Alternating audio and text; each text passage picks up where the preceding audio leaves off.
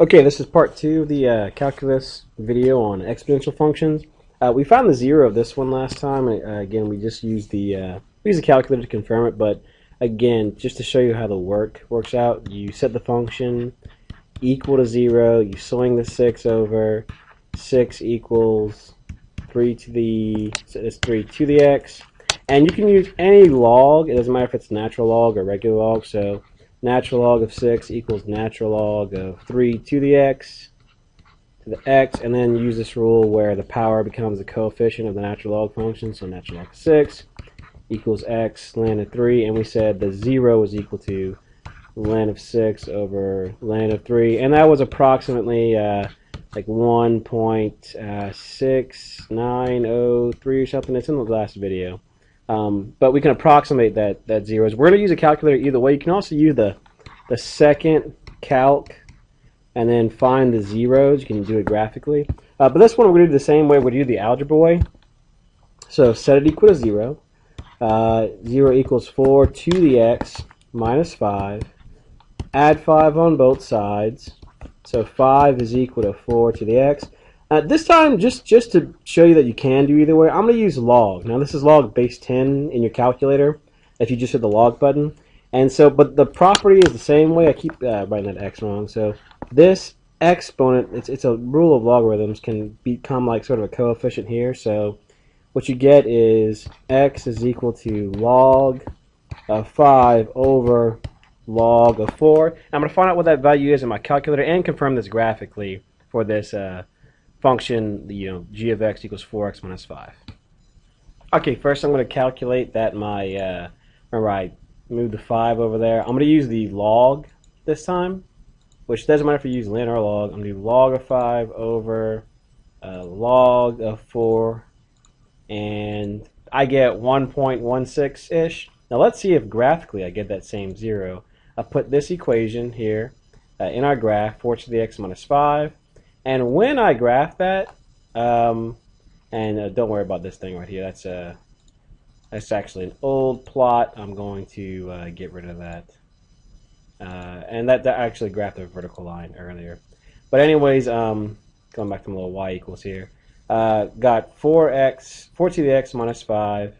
And you can see this is where the 0 is right here. I'm going to use the calculator method. Second calc 0, go slightly below.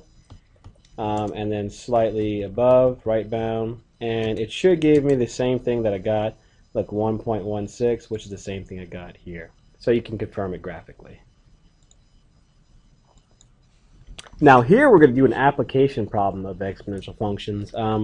One really useful application for exponential functions is modeling populations, because populations don't increase linearly. Like if you tried to model this with a linear function, like, it wouldn't make sense. Let's say you Lafayette Parish increased by 50 people per year. Well, that, on a very short-term basis, you might use a linear model, but let me show you why you wouldn't want to use linear functions, particularly. Let's say you start off, let's say at 1 year you have, let's say you have 50 people, okay? All right, and let's say, just like 10 of those people reproduce or something, so you might get, it might think a slope of, all right, 10x plus 50, and that's the line of this population. But as you get to higher and higher in populations, you're not just going to have 10 new people in there. Even if you account for maybe some deaths, more people. If you have more people, if even the same percentage of people are reproducing, you're going to have the population grow a lot quicker, because the number of people reproducing is more, even if the percentage is the same in a bigger pool. So we use exponential functions for that. So if you look at this here, these are actually sort of accurate statistics, but Lafayette Parish is about 230,000 people. And if the rate of population increases by about 1.5% per year, it's actually 4.5% over the past 3-year periods. We want to know how long would it take at this rate for them to reach 250,000. Now here's how this works. So let's say you have 230,000. I'll do it first as sort of a table. All right, we want to first convert this into a percentage.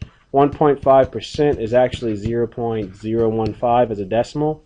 And you might think, well, I want to know what 1.5% of that is. And yes, you would want to multiply that here. But think about this. If you just take 15% or 1.5% of this, you're actually going down. You want to take 100%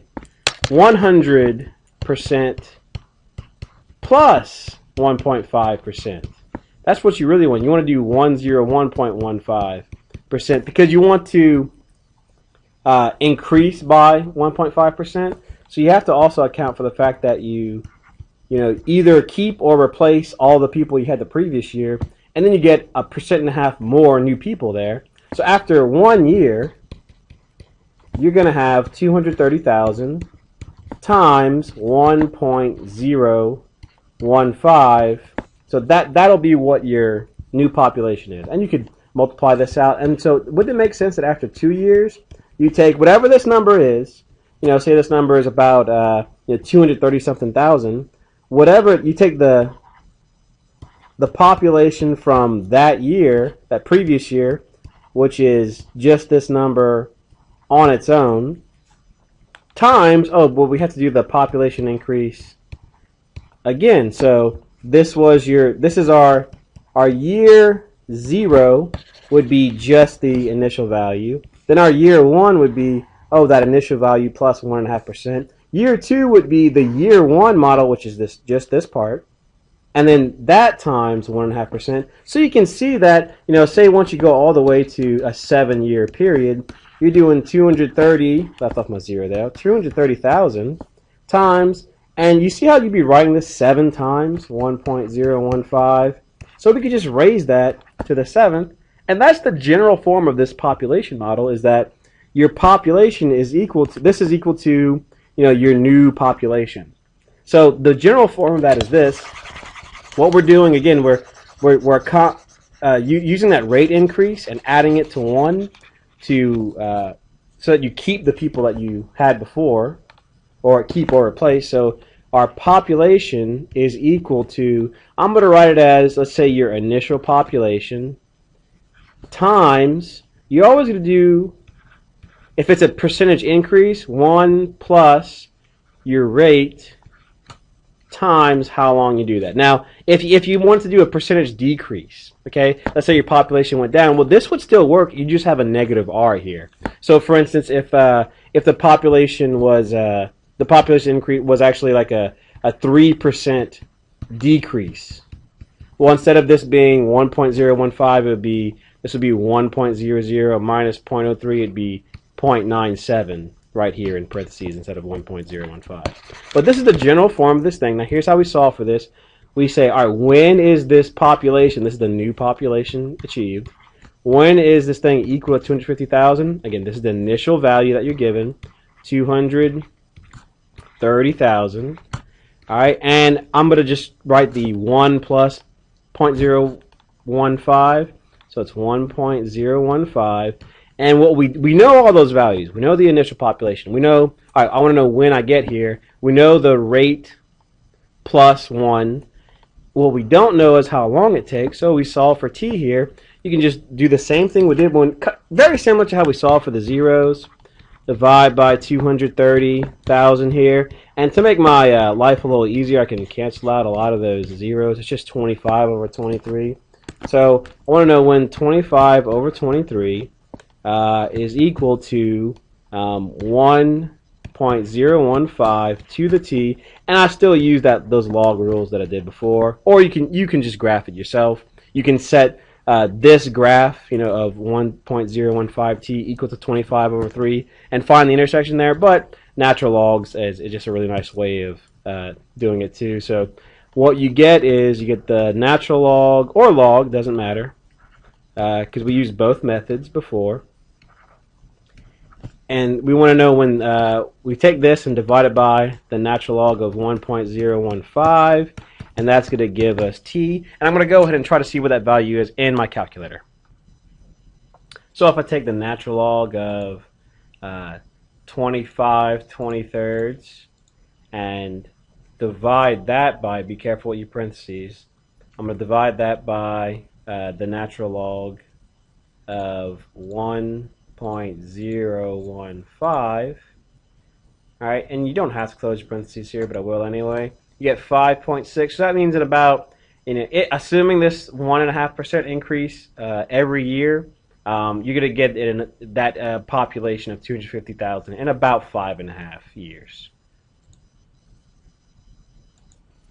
Okay, here we're going to do a half-life problem using exponential functions. The general form of a half-life problem is, all right, we want to know how long this thing, we're given how long this thing takes to get half of what you had left. So if you have 100 grams of something, after a while it will decay because it's unstable to 50 grams of that.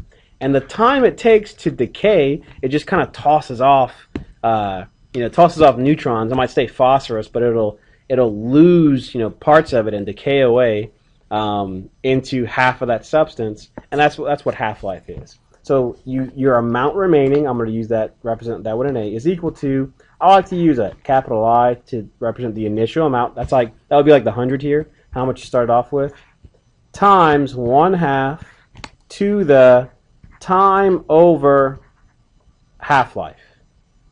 So in this example, all right, A, your amount remaining, if you want to express the amount of phosphorus 32 as a function of time, is equal to our initial amount. That would be this 6.6 grams here. Normally I don't put units, but I'm just going to put it here. Times 1/2, that's just a constant 1/2. There are no units to this. To the time over the H here, that's going to be our half-life, 14 days, so 14. So if you want to know when there's 1 gram remaining, again, one amount remaining, that's what that A is. It's 1 gram. So we plug that into this equation here, this formula here, and we want to solve for t. What I'm going to do is, first thing, obviously, I would divide by 6.6 grams, and the grams are going to cancel out here. And we'd have to start doing natural logs if we want to do this by just algebraic means, by hand. I'll show you how to do it by graphing calculator. Even though we're not solving for a zero, I'll show you how to do it on a graphing calculator. So we're going to have, I'm going to move up here now. We have 1 over 6.6 is equal to 1/2 to the t over 14. I'm going to do my normal strategy. I'm going to take the log of both sides. I choose to use natural log just because, well, why don't I use log? Well, because ln is one less letter, and I like to be efficient. And it doesn't matter which log you use, which we showed earlier. So I'm going to use the typical power rule. This power kind of becomes a coefficient here. So the natural log of 1 over 6.6 is equal to t over 14, that's what this exponent is, times the natural log of 1 over 2. And so what I get is the natural log of 1 over 6.6 over the natural log of 1 over 2 is equal to t over 14. You're going to have to solve for t. Remember, we want to know what t is. We don't want to know what t over 14 is. So this is what you get, that t is equal to 14 times natural log of 1 over 6.6 over natural log of 1/2. Now I'm going to find out what this value is in my calculator, as well as confirm this with some graphical methods so we can picture this to make sure we did the algebra right. Okay, so now I'm going to plug this into my calculator. This is what I calculated, that the time it takes to get 1 gram left. So I'm going to have 14 times the natural log of 1 over 6.6, then that thing divided by the natural log of 1 over 2. And what I get is approximately 38 days, if I want to round to the nearest day. Now you might think, wait a minute, 38 days. All right, does that make sense? Let's see. It takes 14 days for the half-life, right? So after 14 days, you're going to go from 6.6 to 3.3. All right, and then 28 days, it's going to happen. It's going to cut in half again. So you go from 3.3 to half of 3.3 is 1.65, and we want to get to 1, right? So we already did 28 days. So in 10 more, if you did another 14 days, you'd have half of 1.65. But that's too little. Half of 1.65 would be 0.8 or so. So it's 2 full half-life periods plus and about 2/3 of another half-life period. So that makes sense. That I'm pretty convinced that I did this right. Now I'm going to confirm it graphically, so you can see maybe you're not as comfortable using the natural log methods, or you'd like another way to confirm your work. Here's the thing: just like we do the second calc 0 thing, I'm going to do. I could actually set this. You guys see how this function right here? You got the 1. I could just subtract 1 on each side and do 6.6. All right, times, I'm going to do 1/2 raised to the, I would want to put this in parentheses. Since I can't put t over 14, that my go-to variable is just x, but it works the same. And imagine that I shifted this 1 over like this, and you'd subtract 1 on each side. This is the equivalent to this equation, right?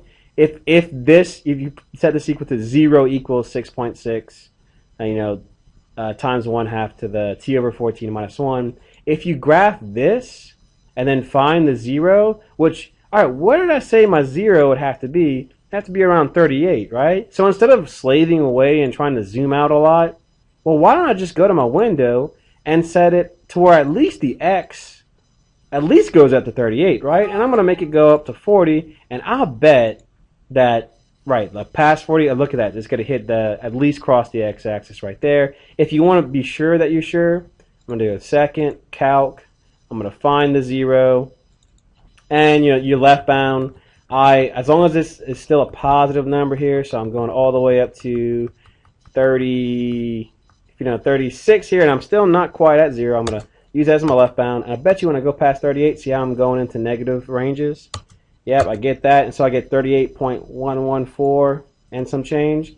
38.114, so I just confirmed it that way. Let me show you another way. Maybe you wouldn't think to, how would I know to shift this over? Like I don't see that. What if I just want to know when this on the right, this equation, is equal to 1 on the left? Well, instead of subtracting 1 on each side, if you want, you could just do this. You could just actually keep this equation exactly how it is, and instead of having the minus 1 here, you could just intersect this equation, intersect this half-life equation with the value 1. I want to know when this is equal to 1. Notice how when you graph it, you got two equations. So this is your half-life relation, and then you want to know when that is equal to 1. And like I said, and I'm going to fix my window. I'm pretty sure it happens at 38. So I'm going to even gamble. I'm going to set my window so small that 38 is pretty close in the middle there. Notice how I can't see, like my graph just looks like two flat lines. So what I'll do is, since I want to know when this thing is equal to 1, it would probably be a good idea to set my Y scale. I only care when this thing is 1 here, so I'm going to go, at least I like to see my x-axis, -1. I'm only going to go as far up to 2.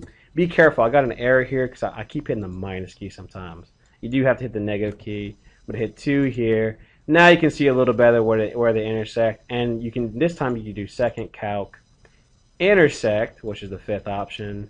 There's curve 1, there's curve 2, guess, and again, it's the exact same value. So that's 3 different ways right there you can find the half-life. My favorite is the algebraic way, personally, but you can do it with graphing functions, and you can get a relationship of being able to see it, which has its advantages there.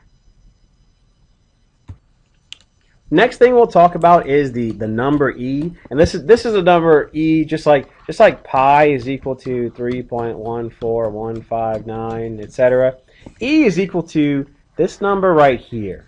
Okay, it's not a rational number, and it's a limit. So it's a number we can get really close to, and we can figure out to as many decimal places as we want. And it's given by, you take really big values of x and you put it in this function. So you can see if we put 1 in this function, you just spit out 2. If you put 100 in this function, you get 2.7. If you put, here this is 100 million. You put that into this function, you get 2.7183. That's the value of e you're going to get if you put type just out e out in your calculator. And so we use that in the you've seen this as the PERT formula. The P times E to the RT. So this time it's the amount off your, if we're talking about interest, your investment is equal to the principal you invest times E, which is this number 2.7183, times your percentage rate. We don't do 1 plus the percentage rate. You just put the percentage rate times how long you invested there. So in this case, they're asking how long does it take for it to double in value? Well, here's what I want you to think of. You're not told how much you put and how much you want to get back. So you might think, well, you could really make up any value. That's what I'm going to choose to do here, and I'll show you another way to do it. You could just do, let's say you invested $100. Well, then that means you want to know how long it takes for that to double. So you want to know when this is equal to 200. All right, and so we get 100 times e to the RT. Now watch what happens, and I'll show you another way to do this. Aren't you going to instinctively divide by 100 first? Divide by 100. So you get 2 equals e to the RT. So you could have just seen this as, all right, doubling time. You just set this e to the RT equal to 2. But this, no matter what numbers you pick, if you would have picked 50 and 100, notice how it still would have divided out to get 2. So this is how you figure out doubling time. If you want to figure out when it would triple in value, guess what? You put a 3 here, right? Or if you don't trust that, put 300 for the amount you want. If 100 is the amount you invest, and it'll divide out that way. All right, now the R I forgot to plug in. This is 6.25%. You want to put that as a decimal, 6.25%, which is 0.0625. So I'm going to put this decimal version right here, in place of R. So I want to know when 2 is equal to e to the 0.0625 to the t. And again, this continuously means that you can think of it as it's compounded every millisecond if you want. There's a limit to, no matter how often you compound it, you're gonna get only so much money back. Like for instance, if you compound something annually, you won't get as much money if you compound it daily. And then if you compound it hourly, you'll get a very marginal, slight more. But continuously is sort of like, that's as fast as we could compound it. And there's the maximum return on your investment there. But we would just solve this the same way. Now I'm definitely going to use natural log here. If you want to solve for the t here, take the natural log of both sides. And remember that natural log and e to the x are inverse functions of each other. So natural log of 2 is equal to, these kind of, again, that same rule where this kind of comes out in front here. Or you can just see it as natural log is equal to 0.0625 times t, divide by that value, 0.0625, 0.0625, and you're going to get the value of e there, and then we can just take this, natural log of 2 over 0.0625, throw it into our calculator, so we're going to do that now. So I come to my calculator, I plug that value right here, natural log of 2 over 0.0625, and I get this value here, and the time units are always going to be in years when you're compounding continuously. So it would take 11 years compounded continuously at 6.25% for my investment to double there. That's the end of this part of the lecture. Yeah! The views and opinions expressed in this video are solely those of Mr. Vogel and not necessarily reflect those of the School of Sacred Heart, American Board of Directors, Administration, Maine Sacred Heart Schools, or anyone else. Visit our website at shhkoto.org.